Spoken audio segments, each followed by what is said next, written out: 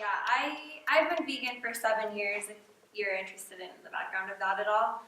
And I started out vegetarian. I was vegetarian for 3 years before I went vegan. I think the first time I tried to be vegan, I tried to eat only hummus and falafel because that's probably one of the more popular alternatives that non-vegans know about. I've never attempted it. I really haven't even thought about it, actually. I've always eaten meat. I probably will continue to eat meat. I just think you need to be responsible about how you eat meat. I was watching all of these videos online of like the slaughterhouses and stuff, and just overnight I was like, oh my gosh. So I went vegan, and then I've been vegan ever since. It all starts here in the high-density feedlot. Then when the cattle are just right, it's time for them to graduate from Bovine University.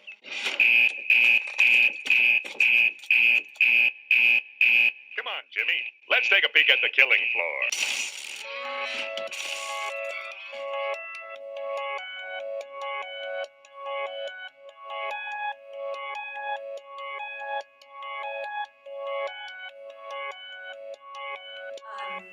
The one documentary I watched that like really like made me sure I would never not be vegan again was Earthlings, which centers around basically just like the ethics of eating meat and really nothing else.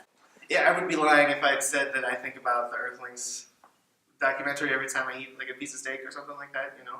And I'm sure if I did, and now that I'm talking about it, mentioning it, bringing those memories of that documentary to focus, it's like, maybe I should. Maybe I should be thinking about this a little bit more. It's actually illegal to film inside slaughterhouses, and so that's why a lot of the footage that we see has to be taken undercover. And I think that says a lot, because if it truly is something that people are okay with, why aren't we able to view what goes on there? Everywhere you look, the message is clear: protein, protein, protein. This idea that you need massive amounts of protein to simply breathe air in and out of your lungs, and to be healthy. Even if you look at like the food pyramid, which is that's created by the government, it has like a lot of, like, it suggests eating a lot of meat and dairy products, which isn't necessary. But I recognize that a lot of the stuff is pushed upon us, that there's a lot of lack of regulation in the industries that treat the animals in these situations very badly. It's not humane in any way.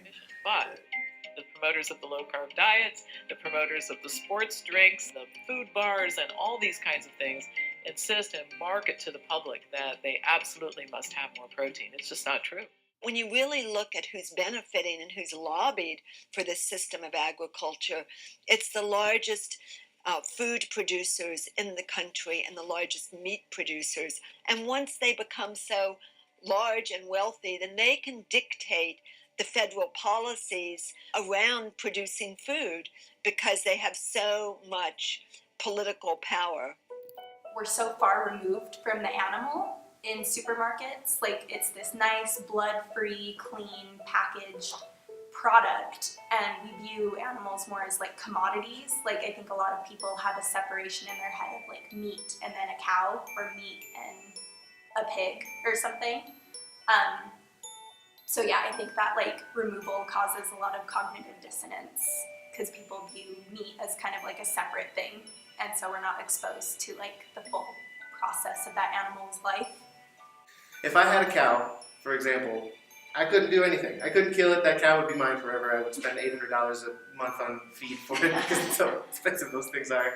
But like, I haven't looked at a cow, I haven't seen it and pet it and touched it. I couldn't do it just the same way I couldn't eat, a cat or a dog after I pet it. Even though we live in a country that has a huge meat culture, you can be responsible by buying from local farms, by buying free-range chicken or dairy. Well, chicken, meat, dairy, any of that sort of things. If we're going to eat meat, we should be humane about it. And if there's no way to look at it humanely, then maybe we really need to look at it.